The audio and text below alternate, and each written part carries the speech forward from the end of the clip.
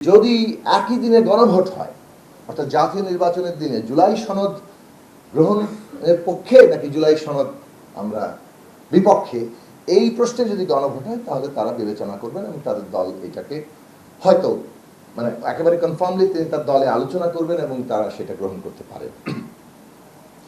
তাহলে প্রশ্ন ওঠে যে যদি গণভোট হয়, গণভোটের একটা প্রস্তাব ছিল, তাহলে নির্বাচনের একই দিনে কনকারেন্ট মানে গণভোটও হচ্ছে, দুটো ব্যালটই হচ্ছে, একটা হচ্ছে গণভোট আর একটা হচ্ছে ন্যাশনাল ইলেকশন।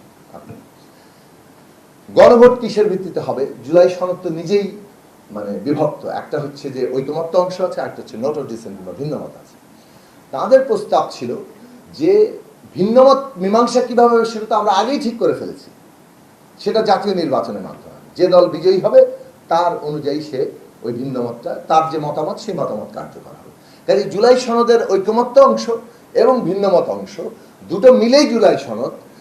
যার যে দল বিজয়ী হবে ঐকমত্য অংশ সে বাস্তবায়ন করবে আর ভিন্নমত তার প্রস্তাব অনুযায়ী বাস্তবায়ন করবে। এটা খুব সহজে আমার জানার ধারণা বোধগম্য।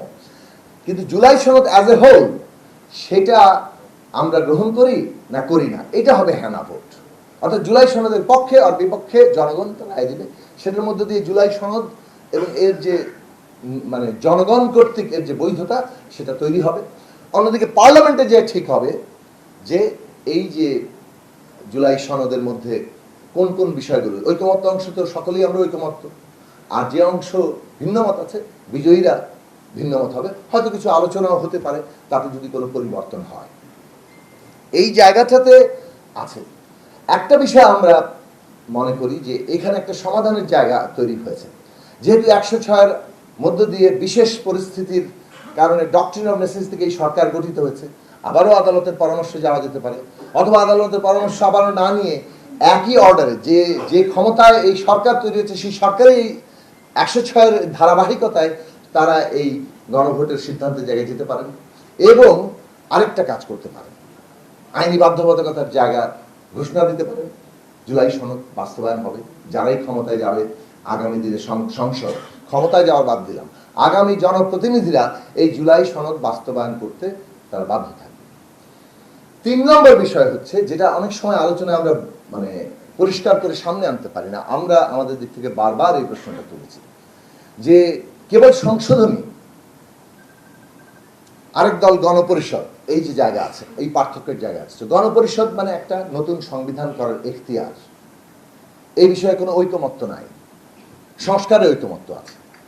অন্যদিকে সংস্কার যদি কেবল সংশোধনী আকারে হাজির হয় তাহলে এই সংবিধানের আলোকে, এই সংবিধানের ধারাবাহিকতা ওই সংস্কারগুলো সঙ্গতিপূর্ণ কিনা সুপ্রিম কোর্টের ইন্টারভেন করার ক্ষমতা থাকে। কিন্তু যদি একইভাবে যেমন এর আইনি বাধ্যবাধকতা, গণভোট এবং যদি অন্তর্বর্তী সরকার এই ঘোষণা দেন আগামী পার্লামেন্টের দুটো ক্ষমতা হবে, একটা হচ্ছে মৌলিক সংস্কারের ক্ষমতা যে জনগণ এই পার্লামেন্টে দিচ্ছে, আর একটা হচ্ছে 5 বছর রাষ্ট্র পরিচালনার ক্ষমতা।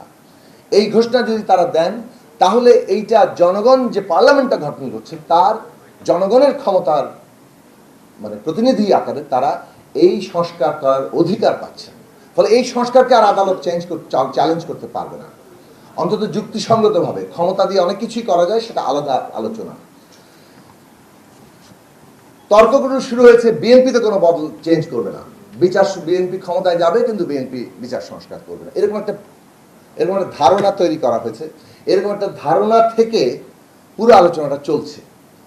এই ধারণার আমরা খুব বেশি পক্ষপাতী ছিলাম না, কারণ কেউ যদি ক্ষমতায় গিয়ে তার করা অঙ্গীকার না মানে এইটা রাজনৈতিক আত্মহত্যা হবে বলে আমরা মনে করি। ফলে কোনো রাজনৈতিক দল সজ্ঞানে এই কাজ করার কথা না, কিন্তু আমাদের দেশের অভিজ্ঞতা আছে, এই কারণে আমরা আস্থা স্থাপন করতে পারি না। আমাদের বিবেচনায় এইটাও পলিটিক্যাল মাইলেজ নেওয়ারই একটা প্রচারণা, এবং সেই পলিটিক্যাল মাইলেজ যে কেউ কেউ পাচ্ছেন না তা নয়। আমি শেষ করবো এটা বলে যে এই যে পলিটিক্যাল মাইলেজ নেওয়ার অনেকগুলো চেষ্টা চলছে, একদিকে এটা কেউ করবে না, কাজেই আমাদেরকে সবকিছু আগে করে ফেলতে হবে, এবং সবকিছু আগে করে ফেলার মধ্য দিয়ে জনগণকে বাইপাস করার যে চেষ্টাটা হচ্ছে সেইটা দৃষ্টান্ত হিসেবে খুব খারাপ হবে, এবং ভবিষ্যতে এটাকে বাতিল করে দেওয়ার, কেননা মনে হবে যে এটা সামরিক ফরমান কায়দায় এই এই সংবিধান বদলানো হয়েছে, এটাকে বাতিল করে দেওয়ার যুক্তি সৃষ্টি হবে। সুতরাং রাজনৈতিক মাইলেজ, রাজনৈতিকভাবে আমি জনগণকে আমার পক্ষে আনা, আমার ভোট ব্যাংক বাড়ানো, আমি একটা অন্যকে খাটো করানো, অন্যকেও সংস্কার বিরোধী, বিচার বিরোধী, এইরকম একটা জায়গা তৈরি করা, এই ধরনের প্রচারণা করে আমরা বিপদে যাতে না করি। সর্বশেষ আরেকটা বিষয়ে কথা বলি, যদি নিম্নকক্ষে পিয়ার আসে তাহলে উচ্চকক্ষে কোনো দরকার নেই। যদি উচ্চকক্ষ থাকে তাহলে উচ্চকক্ষে যদি পিয়ার আনা হয় তাহলে নিম্নকক্ষে পিয়ারের কোনো দরকার নেই। ফলে যারা উচ্চকক্ষ মেনে নিয়ে এসে আবার নিম্নকক্ষে পিয়ার চাইছেন, তারা আসলে পুরো জিনিসটারই মানে একটা বোঝাপড়ার মধ্যে যথেষ্ট জায়গা নেই। অন্যদিকে এইরকম একটা ধারণা প্রচলিত আছে, যদি উচ্চকক্ষে পিয়ার দেওয়া হয় তাহলে আবার নিম্নকক্ষে পিয়ারের প্রশ্ন আসবে। আসলে পিয়ার যখন মিক্স পদ্ধতিতে যায় তখন সেটা যেভাবে হয় যে 300 আসনে 300 জন নির্বাচিত হন, তারপর মোট প্রাপ্ত ভোটের ভিত্তিতে আরো কিছু, যেটা মিশ্র মানে জার্মান মডেলে আছে, আরো 150 অথবা আরো 300 যুক্ত হবেন। তো তাহলে তো উচ্চকক্ষ করার ফলে আরো 100 জন তো পিয়ারের পদ্ধতিতে যাচ্ছেন। কাজে এই দুটো জিনিসে খুব বড় নেই। আমরা মনে করি যে নিম্নকক্ষে পিয়ারের কোনো বাস্তবতা নেই, উচ্চকক্ষে পিয়ারের ব্যাপারে আমরা আরো আলোচনা করতে পারি এবং একটা ঐকমত্যের জায়গায় যেতে পারি।